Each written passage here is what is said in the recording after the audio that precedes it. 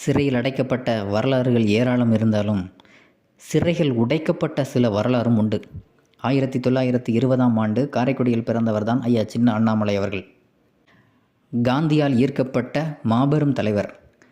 காந்தியின் அகிம்சை புத்தகத்தில் இரத்தத்தால் எழுதப்பட்ட ஒரு வாசகம்தான் செய் அல்லது செத்துமடி என்பது. 1942ஆம் ஆண்டு வெள்ளையனை வெளியேறு இயக்கத்தில் வைக்கப்பட்ட முழக்கங்கள்.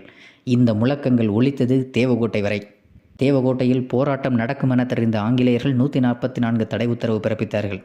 தடையையும் மீறி கடலென குவிந்தது கூட்டம். அந்த அளவிற்கு அவருடைய பேச்சு இருந்தது. அவர்தான் ஐயா சின்ன அண்ணாமலை அவர்கள். அவரது பேச்சை கேட்டு அஞ்சி நடுங்கிய ஆங்கிலேய அரசாங்கம் அன்று இரவே கைது செய்து திருவாடனை சிறையில் அடைத்தது. சிறையில் அடைத்த செய்தி களைத்த தேனீக்களின் குடு போல் பரவியது தேவகோட்டை காரைக்குடி முழுவதும். ஐயா அண்ணாமலையின் நண்பனான பாலபாரதி செல்லத்துறை அவர்களின் தலைமையேற்று மிகப்பெரிய கூட்டம் வந்தது. சிறையை உடைத்தது. சினமுற்ற ஆங்கிலேயனின் ஆயுதத்திற்கு பலியானவர்கள் எண்ணிக்கையில் அடங்கவில்லை. அந்த அளவுக்கு மிகப்பெரிய சம்பவம் நடந்தது 1942ஆம் ஆண்டு.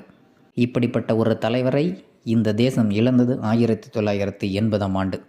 எத்தனையோ தலைவர்கள் இருந்தாலும் மறைந்தாலும் சிலர் மட்டுமே உண்மையான தலைவர்களாக இன்றும் வரலாற்று கிரகத்தில் வாழ்ந்து கொண்டே தான் இருக்கிறார்கள்.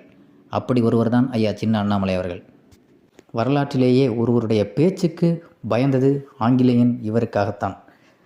ஒரு தலைவன் என்பவன் அவன் பேச்சுக்காகத்தான் கூட்டம் கூட வேண்டுமே தவிர கூட்டத்தை கூட்டுவதல்ல. இரண்டுக்கும் வித்தியாசம் தற்காலிக நிலைமைப்படி 1000 தான்.